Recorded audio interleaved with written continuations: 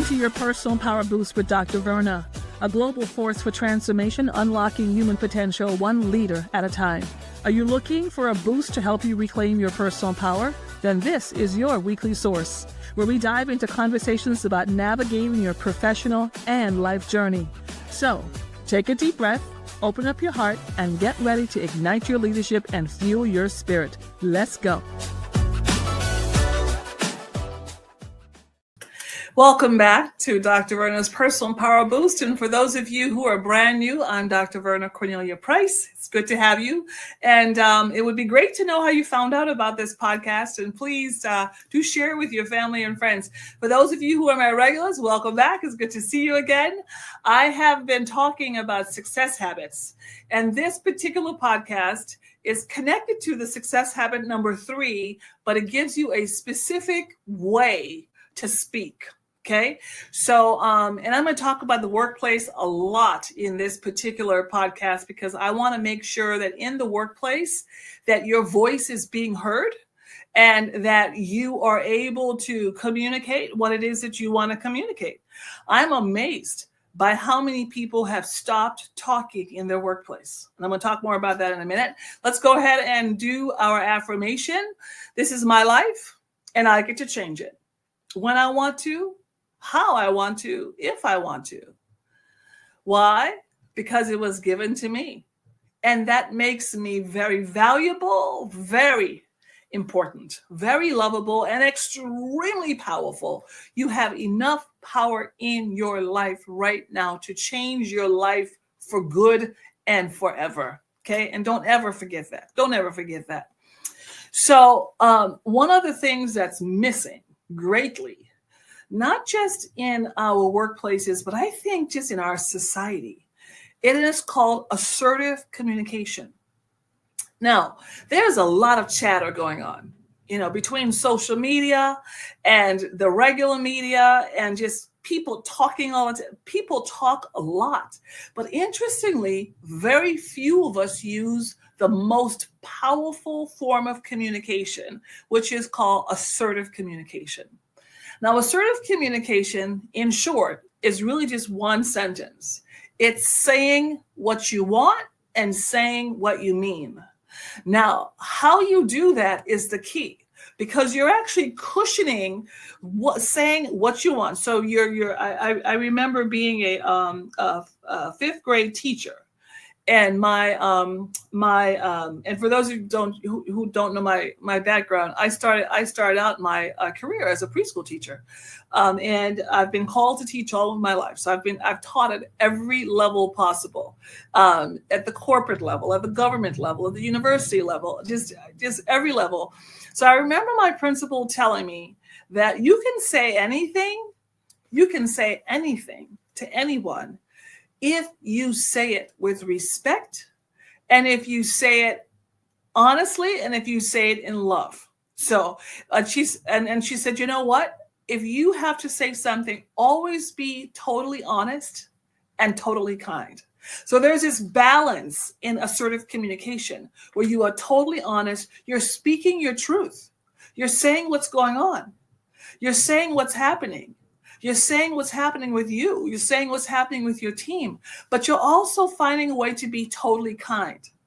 One of the things that I really I struggle with social media is that often because we're hiding behind these cameras, we're hiding behind these walls of technology, is that we think we can just write whatever we want to write and just say terrible things to people.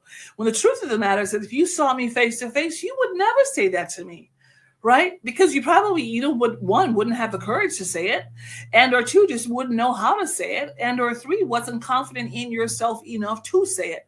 But we hide behind technology to say terrible things about one another. And let me tell you, if you're listening to me and you follow me, I want you to refuse to do that. You treat people online like you would treat them up close, face to face. Because once I get to know you face to face, it's hard to hate you. It's hard to hate up close. So guess what?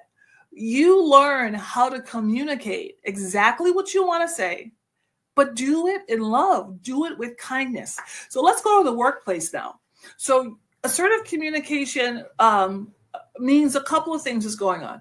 First of all, you know what you want to say. You've done your homework. You're not guessing. You're not, trying. You're not wondering. You know exactly what's going on. You've done the research. You've seen what's going on with your team. You've seen what's going on with the organization. And so now you are actually going to speak. So first, before you speak, know what you're speaking about. Your content is very important. In other words, you know your information. First thing. The second thing is when before you speak, also know how you're going to present that information. So if you have something hard to say to your boss or your supervisor, or you have a big meeting that you're going to go to and you have to present, not only know what you're talking about and being totally clear about that, but also know how you're going to present that. Know the tone you're going to present it in. Know the kind of how you're going to cushion that. Know the emotional way that you're going to present that information, because it all depends on your audience. And assertive communication has a lot to do with who you're talking to and how they're going to receive that information. So I'll give you an example. If you know that someone is for those of you, you know my second book. My first book is called The Power of People, 4 Kinds of People Who Can Change Your Life. My second book is called The Silent Cry, Dealing with Subtractors in Work and Life. So if you're going to communicate with a subtractor who happens to be a blaming person, they blame you for everything. When you're communicating with them, first of all, you're being clear about what you're going to say. Second of all, you're owning your material. Right? So you're saying something like, this is what I think. This is what I've experienced. This is how I see it. And so you are just totally staying away from bringing anyone else in the conversation, because immediately that subtractor, if it's a subtractor you're talking to, will try to blame you or someone else with information. So you want to make sure you're really clear about how you're framing that conversation. The third thing is that you have to have the confidence. You have to have the confidence to just say it. And I say it this way: say it afraid. Say it afraid. If it's the truth and you are being honest about it, and you have the right motivation, you're being kind about it, you're going to have to say it afraid. You may go into that meeting just shaking in your boots, shaking away. Your hands are shaking, your heart's going fast, but you have to say it. Now, interestingly, most people do not communicate assertively. You know what most people do? One, they complain. They just complain about the situation. They complain about their teams. They complain about what's happening, right? Or they gossip. You're caught up in office politics. You're always gossiping about what's going on. You're not communicating in an assertive way. That is not assertive communication. You're simply worrying, or people just worry about it, and they just they put it inside of them. They don't say anything, but you can tell from the way they're acting that something is going on. Okay. The other thing too is that most people are afraid of conflict. You're afraid to say anything. You're afraid to what the old saying is, ruffle the feathers. You're afraid that someone won't like you. You're afraid that you'll lose some points in your job, in your situation. You're simply afraid, right? Because you're afraid of people. Assertive communication means that you know what you're talking about. You're going to put it in the right emotion. You're going to put it in the right motivation, and you're going to do it afraid. Even if you're not even sure how it's going to happen, here's what I've found about assertive communication. Once you are honest and you own it and you're clear and your motivation is right, people will respect it. Even if it's a hard word, people will respect that you spoke up. Because here's what's happening. You're around this table. There's 10 of you around the table.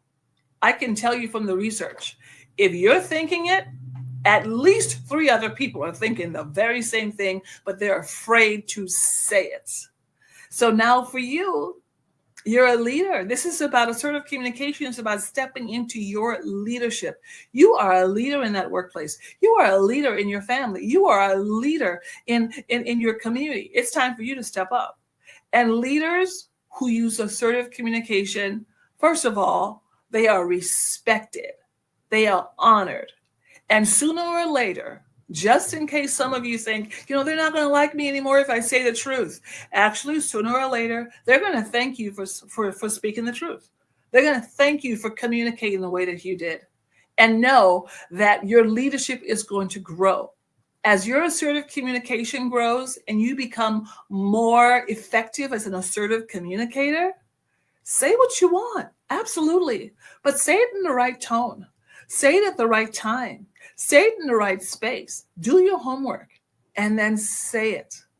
And guess what's going to happen? Things are going to change for you and things are going to change for your team as well. And your team is going to start learning how to communicate more assertively. And I'm just going to give you a little secret. Teams that have assertive communication have less conflict. And guess what? They get more done. Let me say it again. Teams that have more assertive communication have less conflict and they get more done. And if you're in the business world, productivity sooner or later is going to equal profitability. So you're helping all around by simply learning how to be an assertive communicator, communicating assertively. Was that helpful? I sure hope it was helpful. It was helpful to me. I've got to remind myself every once in a while. I just say, Dr. Verna, are you complaining? Are you just gossiping? What are you doing? Get back to doing what you know. This is a leadership best practice. Communicate assertively and get it done and get some business done. All right. Thank you so much for joining me today. Hopefully this was helpful. Remember, I'm looking for a high five.